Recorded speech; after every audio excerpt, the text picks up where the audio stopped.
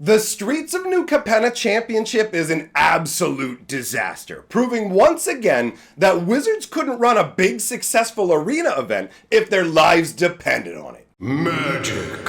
I am a wizard! History.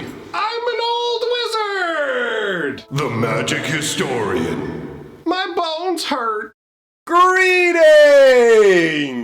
Owners of fine luxury cardboard rectangles, my friends! I hope the day finds you well, because we have gathered to talk about the Streets of New Capenna debacle. Now, you may react to this in one of two different ways. You may get angry, or you may find yourself laughing at the ridiculousness of the situation, because what we're dealing with ultimately is a really absurd situation of Wizards' own creation. So, to really grasp what's going on here, you are going to need some background information, all right? Wizards of the Coast has been all over the place in terms of what tournaments matter, what's going on. So, we're at the point right now where this Streets of New Capenna Championship is a big deal. It actually feeds into the biggest event in Magic, the World Championships. In fact, to give you an idea of how big this is, and also because I find this hilarious icing on the cake, I'm going to show you a tweet that Wizards put out a few days ago. Now, it says, winning a pro tour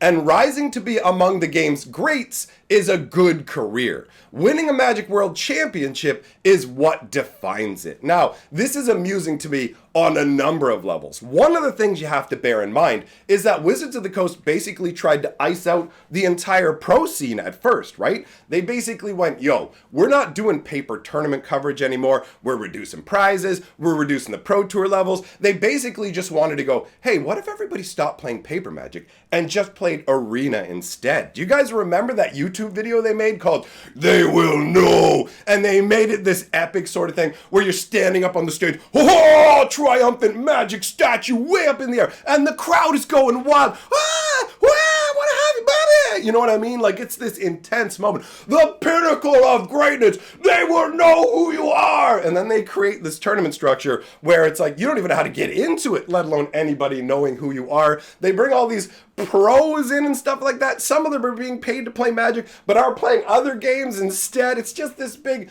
hilarious thing that doesn't work out for Wizards, right? So their original plan of kind of flattening the prize structure and going, there is no pro tour, and they ultimately said there will not be a way for you to have a career as a Magic player. They straight up said it. They're like, bro, you're not going to be able to make your living being a Magic player. So now they have this thing, and I love how it says it's a good career. That's the best language that your corporate guys are going to use. You're not an excellent career, amazing. It's just good. It's just being among the game's great is a good career. Is it a good career though? I mean, how much do you pay out? How long is this going to last for? How much before you switch it up? In fact, this tweet that you're looking at, every single response is basically like, yeah, right. What happened with the whole you're canceling out the Pro Tour stuff? Like, nobody is like, yeah, this is awesome. Everybody across the board is like, bro, what are you doing here? So, we've got this situation where Wizards is desperately trying to rebuild their tournament structure. Now they're bringing back paper Magic. They're including MTGO. They're including Arena. Everything is being slapped together, right? So, you come to the Streets of New Capenna Championship, which you can see right here from the tweet, feeds right into the World Championship. This is the last step before the World Championship. So we talked in a recent video about how one of the cards was bugged and could cause problems or whatever. That's actually not even part of the issue we're dealing with here. What happened is at least 20 people, bare minimum of 20 people, got disconnected from the championships, right?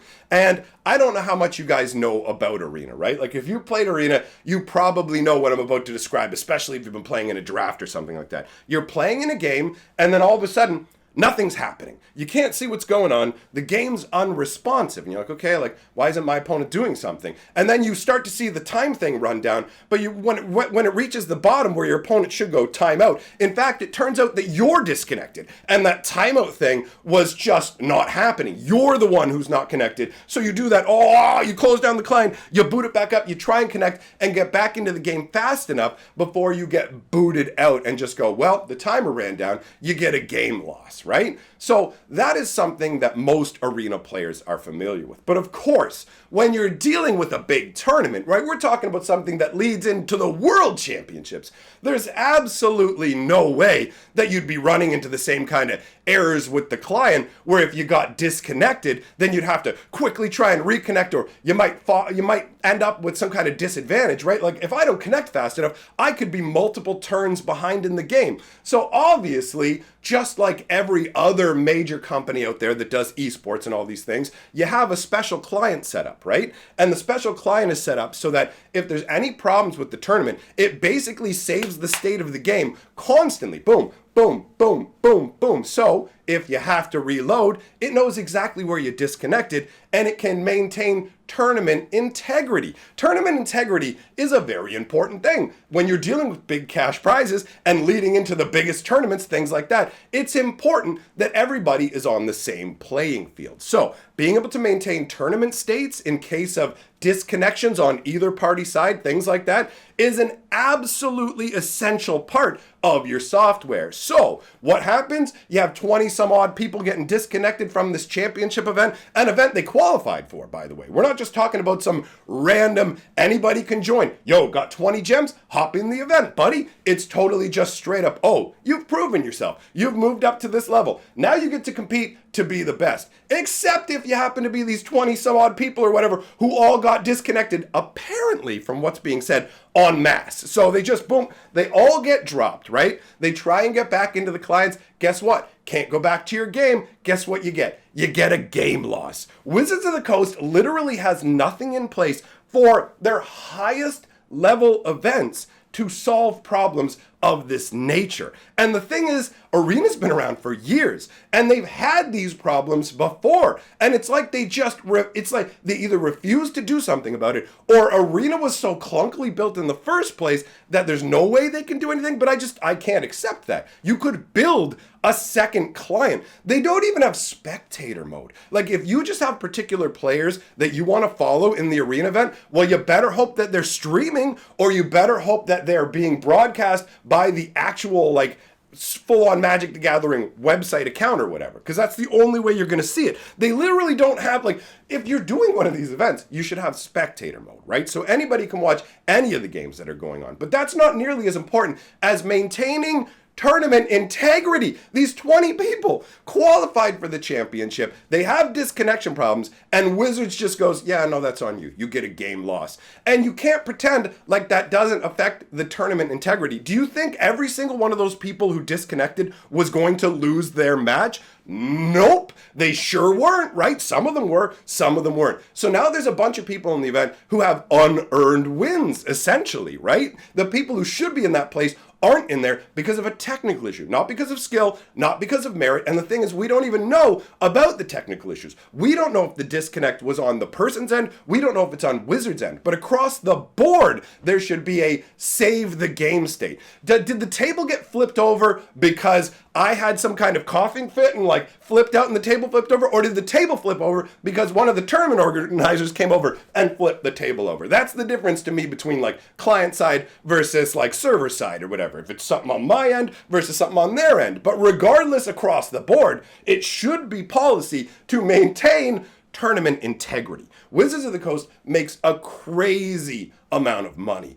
and they expect us to pump that money into Arena, all these other things, take the little bit of money, turn around, build a side client for it. Have something specifically for the tournament. Don't have all your tournaments players playing on the exact same setup that everybody else is playing on. It's lazy and crazy. And it's one of the key reasons, in my opinion, that Wizards of the Coast never managed to make Arena into a big esports. The arrogance of the company, where they basically go, yo, we're Magic, bro. We're the best thing on the block. We don't have to do any of that other stuff because we're Magic. And it's like, that's not how it works. You're Magic in the world of paper. You are king in the world of paper. But when it comes to digital, it's a brand new playing field. And every other big company that does big tournaments has clients specifically designed for spectator mode and, more importantly, maintaining tournament integrity. Honestly, how are you not supposed to look at the arena players on a lower level than the paper players if you go, well, did you even legitimately make it in here, or were you luck sacked in by being given free wins, right? Like, it's really obnoxious to me that Wizards of the Coast feels like they can charge these high prices and tout all this stuff, yank away, oh, we're not doing the Pro Tour, oh, you're not going to be able to do a career in this, and then turn around and go, you know what, it's a really good career, and this is a really important thing. It literally says, you can see it, because I've left the tweet up on the screen the entire time, it says, the one event that changes the world. They call it the one event that changes the world. They can't be bothered to make sure the right people get there. They just don't care, and it's hilarious. Like, what are you doing? You're throwing away a bunch of money. I'm trying to save a little bit of money by doing this. You'd make way more money, you dullards. You're trying to build a big esports presence. You're trying to spread magic, and all that's being spread is your incompetence. You look like idiots on the world stage, genuinely, and that is hilarious. Like, seriously, Arena, when it comes to this style stuff, is an embarrassment. I would be embarrassed to be in charge of this. Anyhow, that wraps up today's news. Thanks for coming by, my friends. Big shout out to my patrons, and I will see you all next time.